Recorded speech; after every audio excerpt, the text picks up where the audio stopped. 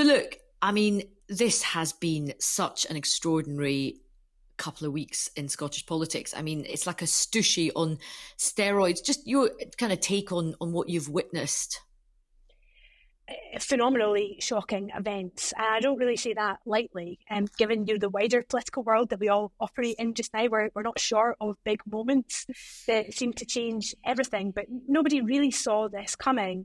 Let me give you an example. A couple of weeks ago, the Scottish Government moved away from its climate change targets. It had legislated to achieve a certain degree of its climate change ambitions by 2030, and it had to admit it was never going to meet those, and because they were written into law, that law was going to have to be repealed. And the deal that the SNP had with the Greens survived what should have been an existential moment for any environmentalist in the country, right? That the government was saying it could not meet its climate change targets. And the Greens largely sucked that up, and they lived with it, and they used the government line, and the Bute House Agreement survived that. And everybody thought that, if it could survive that, it could survive almost anything. Yet 7 days later, it comes crashing to the ground.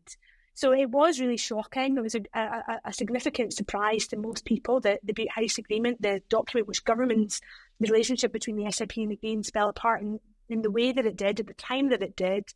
But the thing that ended Humza Yousaf was Humza Yousaf. It was the way that separation was handled on the day that's really created the circumstances we're faced with in Scotland now.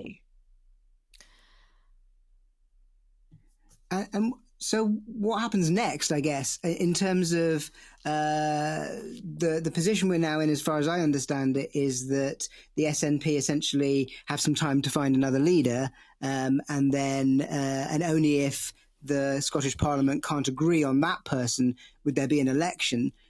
So the next question is, who will that leader be, and will they be acceptable to the rest of the Parliament?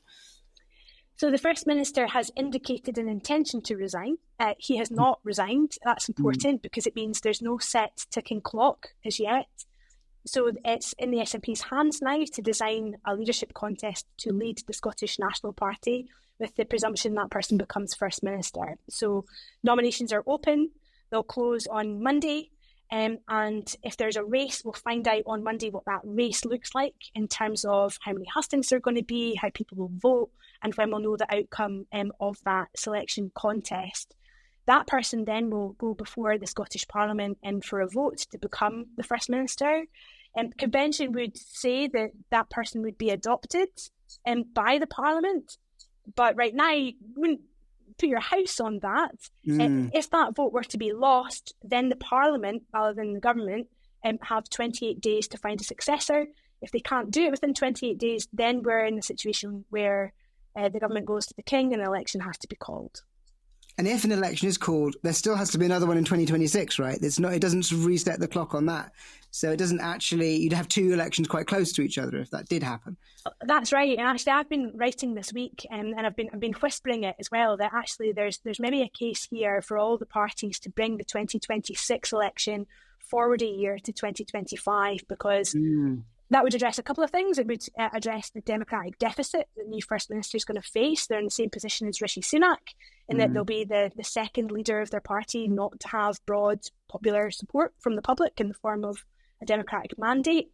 But also, in truth, it would really help the opposition parties too. So as much as Anas Sarwar is having the time of his life right now, and it is a really good time for the Labour Party, he doesn't necessarily want an election tomorrow because all his best people are selected as Westminster candidates. There's the whole issue of producing a manifesto and having to do so arguably before a UK general election, or knowing exactly what a Labour government might mean for the Scottish Parliament. So there's so many variables there. I think it's really in everyone's interest that 2026 election is brought forward a bit, and would also allow the First Minister to push away some of his critics just now and say, I will go to the people, but I'll go to the people next year.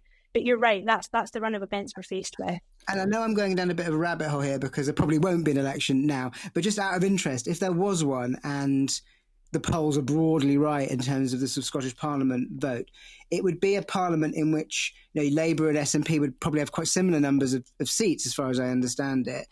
What would a government look like in that kind of situation? I mean, I appreciate we're being very hypothetical at this point.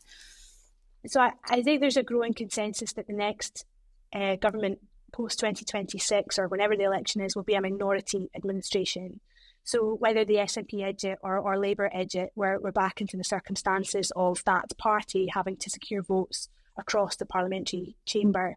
And that's really interesting in and of itself. We did that in 2007, but we did it in a very different time. We did it before Brexit, before the 2014 independence referendum, before a wave of global populism. We were far less tribal and far more willing to work together in 2007 than we are now. So it's a fascinating perspective.